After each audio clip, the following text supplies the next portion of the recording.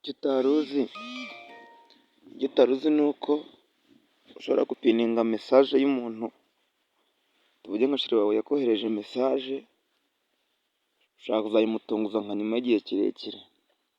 Ukuntu uko ubigenza rero ni gutya: ukurikire icya mbere, uhita uza, urabona ko mfitemo watsapu ebyiri: watsapu bizinesi na watsapu mesenja. Reka dukorere kuri mesenja.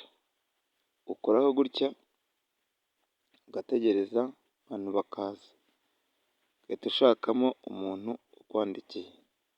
Reka turebere kuri Sheri Dusabe, umukoraho gutya, witegereze, ugahita ureba muri mesaje yakoherereje, ugahita uvuga ati reka ndebe hano handitse ngo papa mpi waje ukansigariraho ko hari akantu ngiye kugura.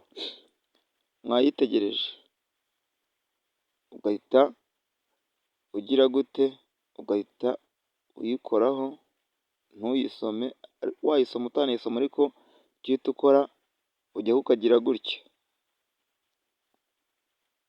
ibi byose ukabikuraho, ibi ntacyo bimazeho. Wowe icyo uhita ukora, uhita uza hariya hejuru ku tudomo dutatu ngaha, haje ijambo ngo kopi aza pini aza ripoti aza reti. Icyo uhita ukora niba ari ugupininga, uhita ukora kuri pini, ushobora kuyipininga ikazamara amasaha 24 nk'uko bisanzwe. Ushobora kuyishyira mu masaha 7, dore rero urabona iri mu masaha 7, no kuyishyira mu minsi 30. Ubwo ngubwo ukwezi kose ukuyibitseho rwose wirebera mesaje sheri wawe yakoherereje. Ubwo icyo gihe iyo uhise wisubiraho ukora kuri kansa, ariko iyo utisubiyeho ukora kuri pini. Kariya kantu gashushanyijeho urakabonye kameze nk'agatoronovisi, ugahita gakwereka ko byabaye.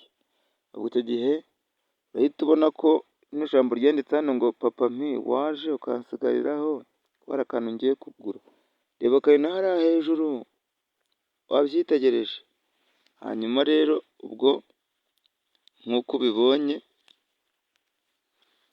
reka nkako sikirinishoti mbikwereke neza.